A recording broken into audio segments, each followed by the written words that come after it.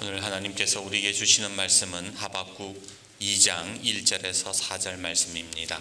내가 내 파수하는 곳에 서며 성루에 서리라.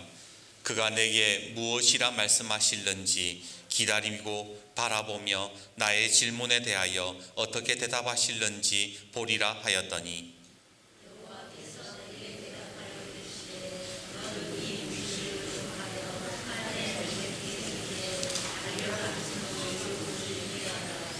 이 묵시는 정한 때가 있나니 그 종말이 속히 이르겠고 결코 거짓되지 아니하리라. 비록 더딜지라도 기다리라. 지체되지 않고 반드시 응하리라. 보라, 그의 마음은 교만하며 그 속에서 정직하지 못하나 의인은 그의 믿음으로 말미암아 살리라. 아멘. 감사합니다. 오늘 대림절 두 번째 주일을 맞이하여서 하나님의 은총이 여러분과 여러분의 가정에 임하시기를 주님의 이름으로 축복합니다. 대림절은 성탄절이 되기 전 메시아로 오실 예수님을 기다리면서 몸과 마음을 준비하는 기간입니다.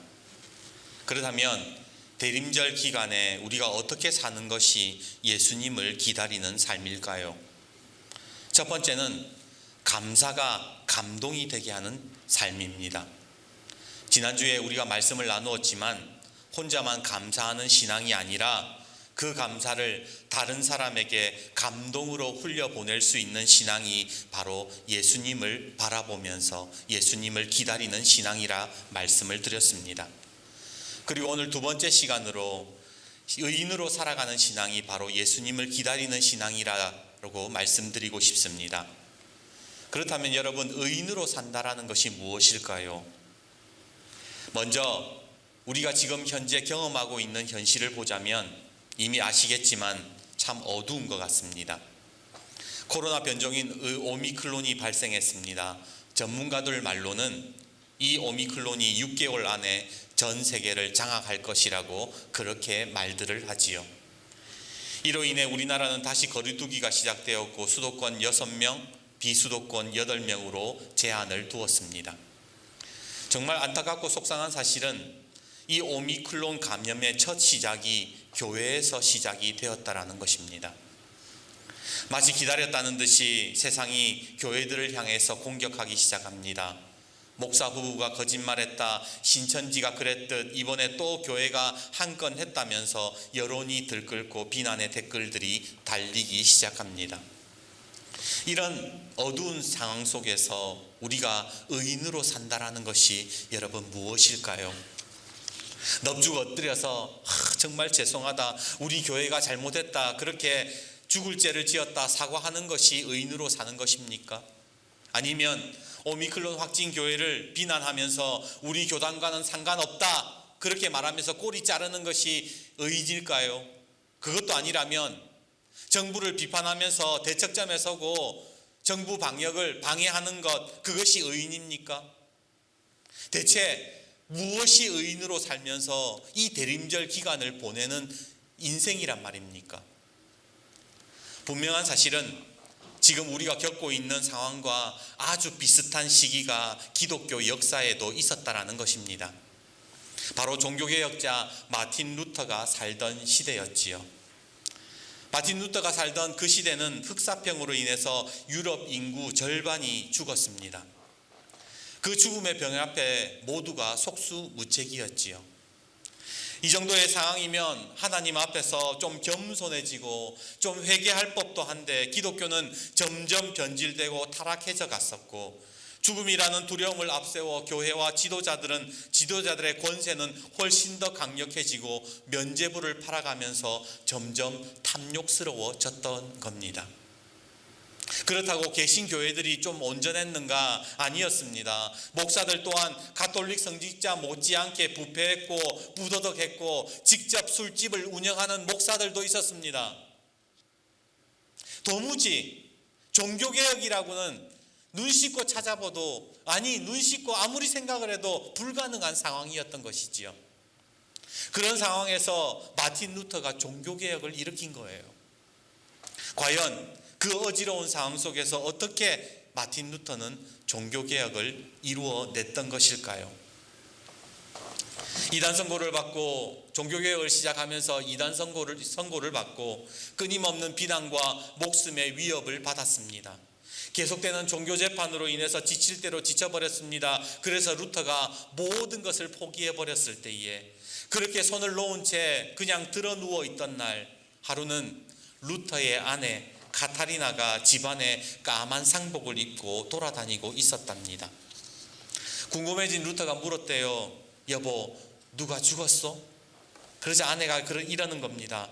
예, 하나님이 죽었어요. 루터가 화를 냈지요. 아니, 그거 무슨 말도 안 되는 소리요. 하나님이 죽었다니. 그러자 아내가 정색을 하며 그랬다고 합니다. 하나님이 죽지 않았다면 당신이 그렇게 좌절해서 누워 있을 리가 없습니다. 당신 속에 하나님이 죽어 있기 때문에 당신이 지금 모든 걸 포기했다라는 거예요. 당신 속에 하나님 살아계시지 않는다라는 거예요. 그 순간 루터의 마음 속에 깊이 깨달아지는 말씀이 하나 있었어요. 그것이 바로 오늘 하박국의 말씀, 의인은 믿음으로 말미암아 살 것이다. 그 말씀이 마음속에서 일어났던 겁니다. 그리고 루터가 다시 일어나기 시작했어요. 오직 믿음, 오직 은혜, 오직 성경, 그것을 외치면서 끝내 불가능했던 그 종교개혁을 이루어냈던 것입니다. 그렇습니다. 그 어느 때보다 어지럽고 어려운 세상, 우리가 의인으로 살아가는 방식은 오직 믿음인 줄 믿습니다. 마틴 루터가 그랬던 것처럼 오늘 우리는 오직 믿음으로 살아가는 저와 여러분이 되시기를 주님의 이름으로 축복합니다. 우리 옆에 분과 다시 한 번 더 인사합시다. 의인은 믿음으로 삽니다. 오늘 본문에 나오는 하박국 선지자는 우리와 같은 시대를 경험하고 있는 것 같습니다. 예수님이 오시기 600여 년 전 당시 이스라엘을 다스리고 있었던 왕은 요시야 왕이었지요. 요시야는 하나님을 사랑하며 종교개혁과 사회개혁을 일으켰던 남유다의 성군 중에 성군이었습니다. 그런데 이렇게 나라를 잘 다스리고 하나님을 사랑하던 왕이 어느 날 갑자기 죽어버려요. 예기치 못한 죽음을 맞이합니다. 전쟁터에 나갔다가 그만 전사해버린 거예요. 나라를 그렇게 잘 다스리던 왕이 갑자기 죽었으니 나라 꼴이 어떻게 되겠습니까? 왕권은 무너지고 종교개혁도 수포로 돌아갑니다. 나라는 다시 어지러워졌고 이스라엘이 타락하기 시작합니다. 온갖 불의가 난무하고 거짓된 정의가 횡행하며 의인들이 핍박을 당하고 있습니다. 이것을 지켜보던 하박국 선지자가 마음속에서 자꾸만 의문이 드는 거예요. 어떤 질문이 드느냐? 왜 하나님은 그렇게 나라를 잘 다스리는 하나님을 사랑하는 요시야 임금을 지켜주시지 않았는가? 왜 하나님은 지금 가만히 계시고 악인들의 악행을 보고만 계시는가? 왜 정말 하나님이 이스라엘을 사랑하시는 것은 맞으신 걸까? 오늘 우리의 질문도 그거잖아요. 지금 오미크론이 왜 교회에서부터 시작이 되고 왜 지금 2년이 넘는 시간 동안 교회들이 손가락질 받고 비난받는 상황 가운데서 하나님은 왜 우리를 지켜주시지 않는가? 왜 교회들이 점점 어려워지는가? 왜 의인들이 핍박을 당하는가? 하박국의 질문이 곧 우리의 질문인 것입니다. 그렇게 이해되지 않는 질문들로 하나님께 따지듯이 물었을 때에 오늘 하박국 1장 2절에서 3절 이렇게 하박국은 질문합니다. 여호와여, 내가 부르짖어도 주께서 듣지 아니하시니 어느 때까지이리까? 내가 강포로 말미암아 외쳐도 주께서 구원하지 아니하셨나이다. 어찌하여 내게 죄악을 보게 하시며 패역을 눈으로 보게 하시나이까? 겁탈과 강포가 내 앞에 있고 변론과 분쟁이 일어났나이다. 1장 13절은 또 이렇게 말씀합니다. 주께서는 악인이 자기보다 의로운 사람을 삼키는데도 잠잠하시며 왜 의인을 벌레 같게 하시며 악인이 여러 나라를 무자비하게 멸망시키는 것이 옳으니까? 이해 안 된다는 거예요. 그런 하박국의 질문에 하나님이 뭐라고 대답하시는가? 오늘 본문과 3절과 4절에 오늘 본문 3절과 4절에 딱 한마디만 하신다라는 거예요. 우리 3절과 4절을 같이 한번 읽겠습니다. 시작. 이 묵시는 정한 때가 있나니 그 종말이 속히 이르겠고 결코 거짓되지 아니하리라. 비록 더딜지라도 기다리라. 지체되지 않고 반드시 응하리라. 보라, 그의 마음은 교만하며 그 속에서 정직하지 못하나 의인은 그의 믿음으로 말미암아 살리라. 하박국 선지자가 왜라고 물었어요. 왜 하나님이 우리를 지켜주시지 않는가? 왜 하나님이 이스라엘 사랑하시지 않는가? 왜라는 질문을 했을 때에 하나님은 기다려라. 그 왜라는 거에 대답을 안 하시고 기다려라. 의인은 믿음으로 산다. 그렇게 말씀만 하고 끝내셨다라는 거예요. 그렇다면 여러분, 오늘 의인은 믿음으로 말미암아 산다 했는데 믿음으로 산다는 게 뭡니까? 우리가 지금 오늘 이 어지러운 상황 속에서 믿음으로 산다는 게 뭐냐라는 거예요. 변종 코로나가 발생하고 정치는 답이 없고 경제는 불안하고 교회가 비난받는 상황 속에서 때를 기다리면서 믿음으로 산다는 게 뭔가? 그냥 교회 열심히 예전처럼 다니는 거, 그게 믿음으로 사는 겁니까? 성경 읽고 기도 열심히 하면 그렇게 막연한 믿음으로 언젠가는 나아지겠지라는 막연한 믿음으로 사는 것이 믿음으로, 정말 믿음으로 사는 것입니까? 아니에요. 오늘 본문 4절에 하나님께서 믿음으로 사는 것이 무엇인가에 대한 답을 숨겨 놓으셨습니다.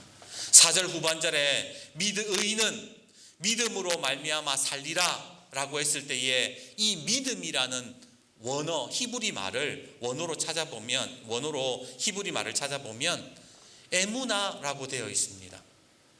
그런데 이 에무나, 믿음이라고 번역된 이 에무나라는 단어가 무슨 뜻이냐?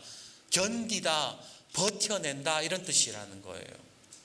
그래서 오늘 4절 말씀을 원어 성경으로 직역을 하면 이런 거예요. 의인은 하나님의 때를 기다리며 잘 버티면서 산다, 그런 말이라는 거예요. 의인은 하나님이 그 묵시가 정한 때가 있다 그랬잖아요. 그 정한 때가 언제인지는 모르겠지만 그 때를 기다리면서 잘 버티는 사람, 잘 견디는 사람, 그 사람이 의인이라고 말씀하셨다라는 겁니다.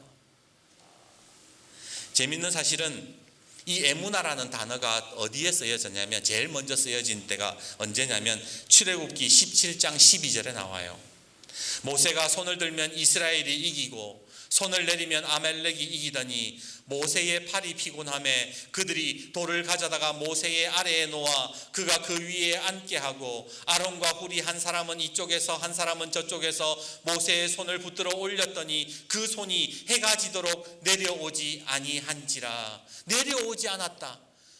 이스라엘과 아말렉이 전쟁할 때에 모세가 하나님을 향해서 손을 들고 기도하면은 이스라엘이 이기고 힘들어서 손을 내리면 뭐예요? 아말렉이 이기는 상황이 발생했습니다. 그래서 아론과 훌이 옆에서 모세의 팔을 들어다가 버티게끔 도와줬다라는 거예요. 그래서 모세의 팔이 내려오지 않았다. 이 말씀이 바로 에무다라는 단어를 썼다는 거예요. 쉽게 말하면 모세는 아말렉과 전쟁을 할 때에 하나님을 의지하면서 끝까지 버텨냈다라는 거예요.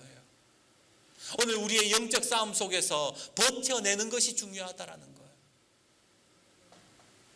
에무나는요, 이 에무나라는 단어는 호세아서에서도 나옵니다. 호세아 2장 19절 20절 내가 네게 장가들어 영원히 살되 공의와 정의와 은총과 긍휼의 여김으로 네게 장가들며 진실함으로 네게 장가들리니 네가 여호와를 알리라. 여기서 진실함이라는 단어가 에무나예요. 여러분 호세아 선지자를 아시겠지만 계속해서 그 아내가 불륜을 저지르고 도망가잖아요. 그 음행하는 아내를 계속 용서하고 다시 데려다가 끝까지 사랑하고 끝까지 버텨내지 않습니까? 그게 에무나라는 거예요. 하나님은 이스라엘의 간음과 우상 숭배를 끝까지 견뎌내시고 사랑한다는 표현으로 바로 에무나라는 단어를 쓰셨던 겁니다. 여러분 한번 생각해 보세요. 진짜 믿음의 진가가 언제 드러납니까? 끝까지 버티는 것에서 믿음의 진가가 드러나는 거예요. 중간에 내가 하나님을 의심하고 하나님에게 등을 돌리면 그것은 진정한 믿음이 아닌 거예요. 끝까지 버티고 견디는 것, 그것이 믿음의 진가가 드러나는 거잖아요. 사랑도 마찬가지예요. 진짜 사랑은 버티고 견디는 데서 완성이 되는 겁니다. 고린도전서 13장 7절, 사랑은 모든 것을 참으며 모든 것을 믿으며 모든 것을 바라며 모든 것을 견디느니라. 사랑의 완성도 견디는 거라는 거예요. 믿음의 완성도 견디는 거라는 거예요.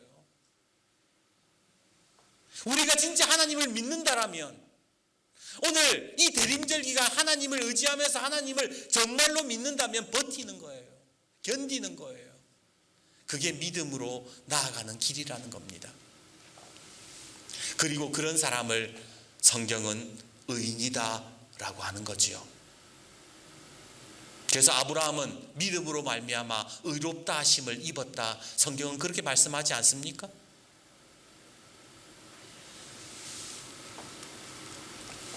변종 코로나로 인해서 하나님의 섭리가 이해되지 않아도, 교회를 지켜주시지 않는 듯한 의심과 손가락질의 좌절 속에서도 애무나하면서 모세처럼 기도에 팔을 내리지 않는 것, 호세아 선지자처럼 끝까지 사랑하는 것, 그것이 의인의 삶이더라는 겁니다.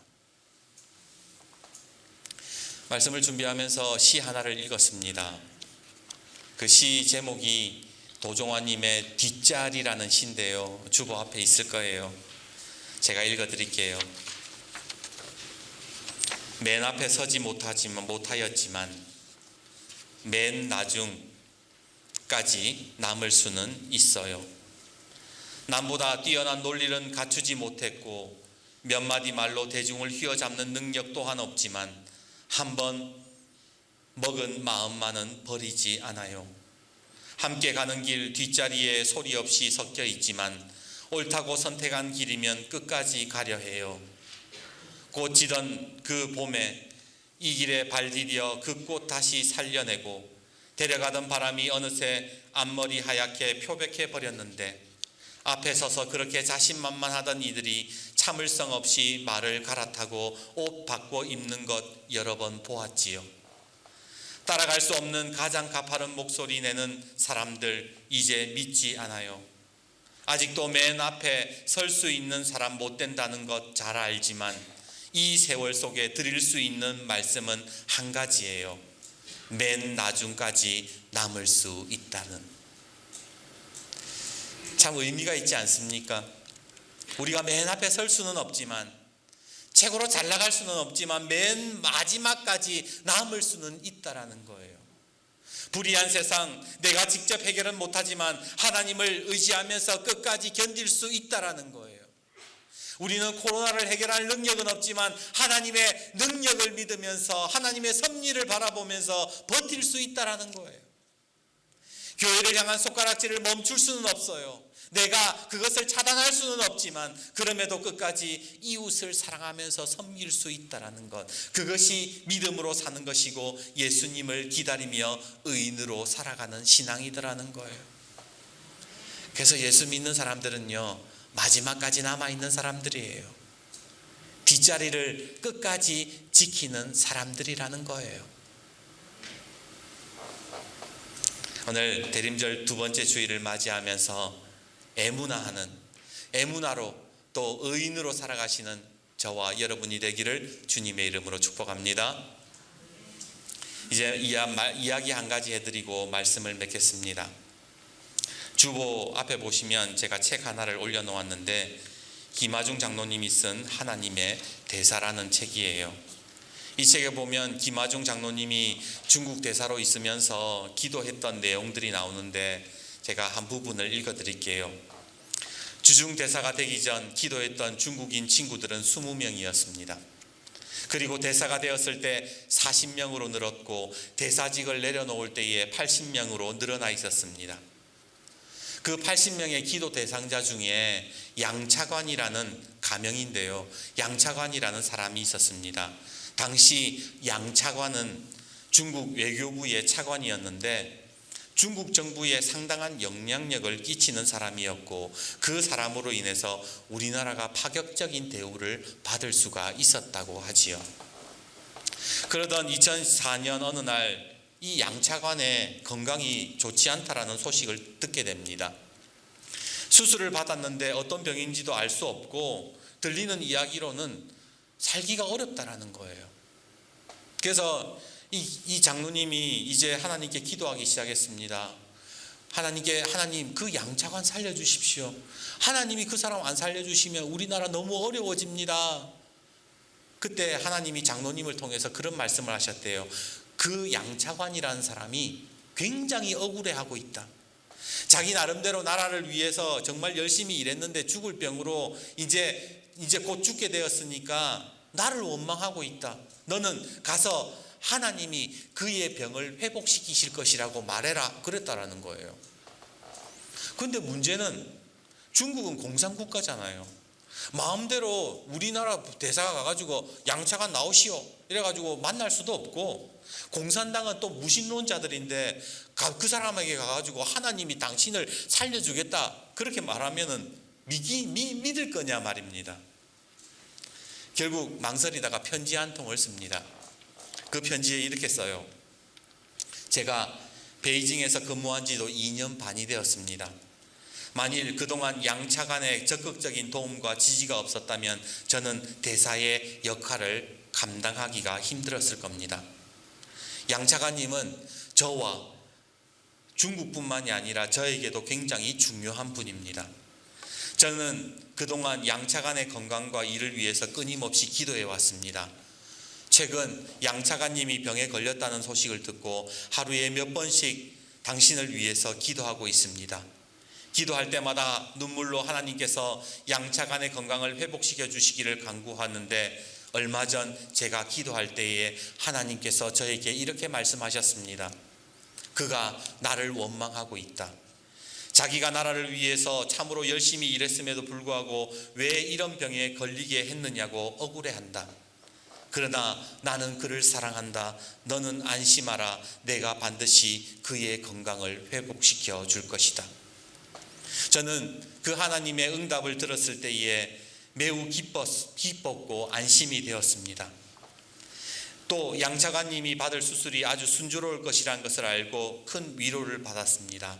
아무쪼록 잘 요양하셔서 건강을 회복하시고 빠른 시일 내에 다시 뵙기를 희망합니다.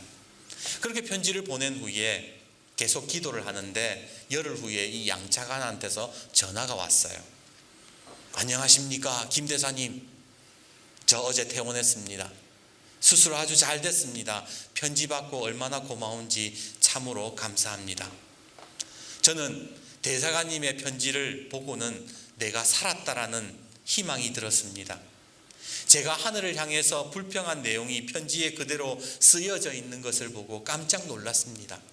그래서 뒤에 내가 반드시 회복될 것이라고 쓰신 내용도 분명히 맞을 것이라고 생각이 되었습니다.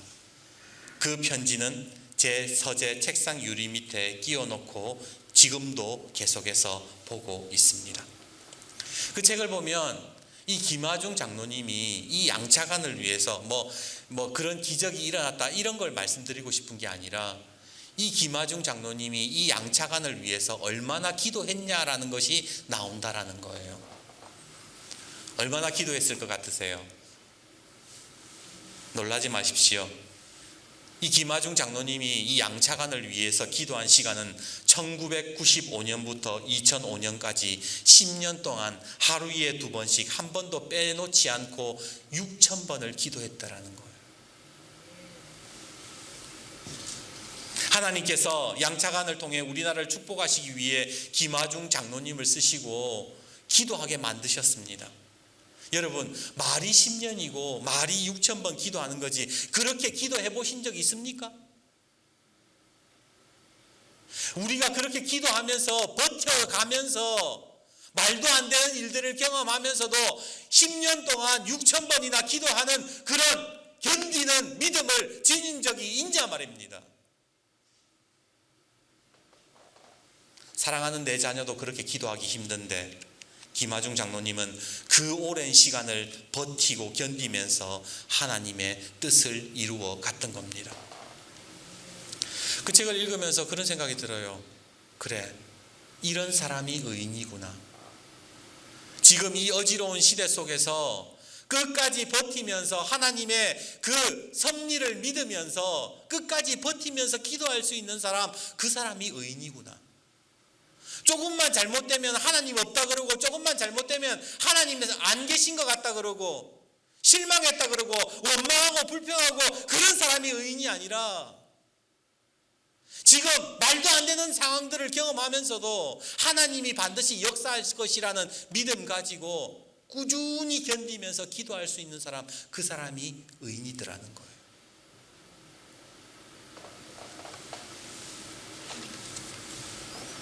오늘 3절에 하나님께서 하박국 선지자에게 이렇게 말씀하셨습니다.